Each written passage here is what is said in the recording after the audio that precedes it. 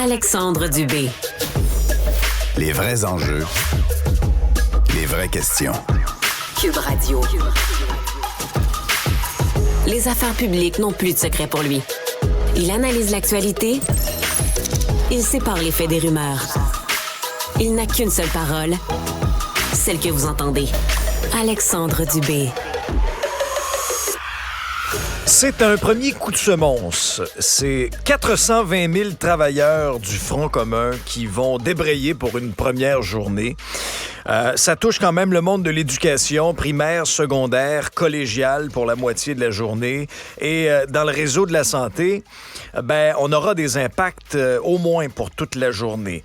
Maintenant, est-ce que c'est une première journée de grève isolée ou au contraire, on a mis le pied dans un sentier qui nous mènerait peut-être vers une grève générale illimitée. En tout cas, les syndiqués du Front commun ont voté, souvenez-vous, à 95 % en faveur de grève pouvant aller jusqu'à la grève générale illimitée. On n'en est pas là pour l'instant, mais regardons objectivement un peu le fossé, le Grand Canyon qui sépare le gouvernement du Québec et les syndiqués du Front commun.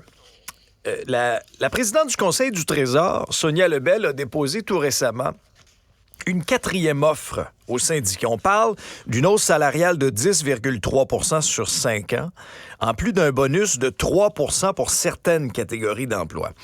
Tout de suite, le Front commun avait rejeté l'offre du revers de la main, l'avait qualifiée de dérisoire. Ce à quoi avait répondu la présidente du Conseil du Trésor, si les syndicats sont pas satisfaits, qu'ils nous fassent une contre-offre constructive en bonne et due forme.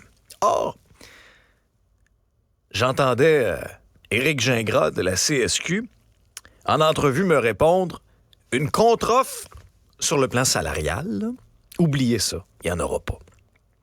Il n'y en aura pas. Le syndicat reste campé sur ses positions qui tournent davantage autour de 19-20 %, là, disons. Parce que là, eux, ils font le calcul en fonction de l'inflation. L'inflation est variable, mais grosso modo, là, ça tourne un peu autour de ça. Alors, vous voyez l'espèce de fossé qui sépare entre les deux. Et là, prenez un calendrier, là, regardez-le bien comme il faut, parce qu'au cours des prochains jours, il y a des dates hyper importantes. Donc, première journée de grève pour le Front commun le lundi 6 novembre. Et c'est pas tout, là, cette semaine. Il va y avoir les 8-9 novembre. Là, c'est la FIC qui représente 80 000 membres qui tombera en grève. Et l'autre ultimatum, j'appelle ça un ultimatum, le 23 novembre prochain, ce sont les 65 000 membres de la Fédération autonome de l'enseignement, la FAE, qui, s'il n'y a pas d'entente, vont pas déclencher une journée de grève, vont déclencher une grève générale illimitée. Et ça touche pratiquement les écoles de tous les grands centres du Québec. Alors, ce serait quand même majeur. Je suis curieux de savoir, moi, c'est quoi les avancées aux tables de négociation depuis le dépôt de la 4e offre de Sonia Lebel? Est-ce qu'il y a eu de réels efforts de part et d'autre à se parler ou encore une fois, c'est un dialogue de sourds? De l'extérieur, c'est un peu l'impression que j'ai, là, que tout le monde est campé sur ses positions. Et on aura beau nous dire sur la place publique, on souhaite régler avant les fêtes. Allô. Les fêtes, là, c'est dans moins de 2 mois. Si vous voulez régler, commencez donc par vous parler. Parce que sinon, moi, j'ai l'impression que tout est réglé comme du papier à musique, là. Le gouvernement fait des dépôts d'offres. Les syndiqués veulent rien savoir. Balaient ça du revers de la main. Journée de grève. Ultimatum pour certains syndiqués. Et là, est-ce que le Québec va vivre pour la première fois depuis le début des années 80 une grève générale illimitée dans le contexte actuel, là, où le système de santé est tout croche, tombe en ruine, où notre système d'éducation, là, où nos jeunes ont de la difficulté depuis la pandémie. Puis comprenez-moi bien, là, je suis très sensible aux revendications des syndiqués. Je trouve qu'on a vraiment abusé de la vocation de plusieurs, notamment dans le monde de l'éducation, dans le domaine de la santé. Mais est-ce que tout ça peut mener même à une loi spéciale s'il n'y a pas d'entente? Alors, moi, ce que je vous dis, c'est si vous voulez vraiment régler à 20 fêtes, parlez-vous.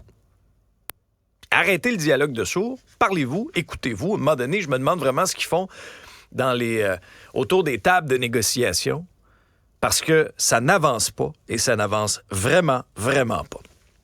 Parlant de dossiers qui n'avancent pas, le tramway. Vous avez vu, ce sondage léger qui démontre une tendance très inquiétante pour le maire de Québec, Bruno Marchand. Il y a 1 an à peine, son taux d'appui était à peu près au même niveau que M. Labaume. C'est très, très, très élevé, là. 67 % se disaient satisfaits de son travail. Selon le récent coup de sonde Léger le journal, 47 % seulement des citoyens maintenant se disent satisfaits de son travail. C'est une chute de 20 %. C'est énorme. 47 % des gens sont insatisfaits du travail du maire. Et le niveau de confiance a baissé aussi. On est passé de 69 % à 45 %. Et vous savez, lorsqu'il y a un vent d'insatisfaction comme ça, souvent, il y en a qui veulent du changement. Et actuellement, à Québec, c'est près d'1 citoyen sur 2 qui veut du changement à la mairie, contre 29 % qui souhaiteraient que Bruno Marchand reste en place. Les élections municipales, c'est pas tout de suite, là, vous allez me dire, mais quand même. Selon les experts de chez Léger, le projet de tramway que porte le maire est indissociable de ses résultats. Mais imaginez, le sondage a été réalisé avant l'explosion des coûts, que le projet initial là, passerait à peu près de 12 à 12-13 milliards, plutôt que 4, et avant que le maire Marchand dise je vais être le maître d'œuvre de ce chantier-là. La ville sera maître d'œuvre de ce chantier-là. Je vais me lancer dans l'autoconstruction, j'utilise un peu la caricature, dans un projet, un plan B, à 8,4 milliards. Alors ça, c'était avant. Je suis prêt à mettre ma main au feu que les chiffres sont encore pires aujourd'hui. Et ça fait suite aussi à l'appui du tramway, qui n'est pas très élevé, là, selon le dernier sondage. C'était quoi, 36 % à peu près. C'est vraiment, vraiment très, très bas. Et quand on sondait les gens de Québec sur leurs priorités, il y en avait 3. Le logement, les finances de la ville et les taxes. Où est le transport collectif? C'est pas dans le peloton de tête. Alors, est-ce que le maire est en train de rentrer de force dans la gorge des gens de Québec un projet dont ils ne veulent pas? Visiblement, ça se reflète dans le taux d'appui du maire Marchand. Bienvenue à Cube Radio. Voici votre nouvel épisode.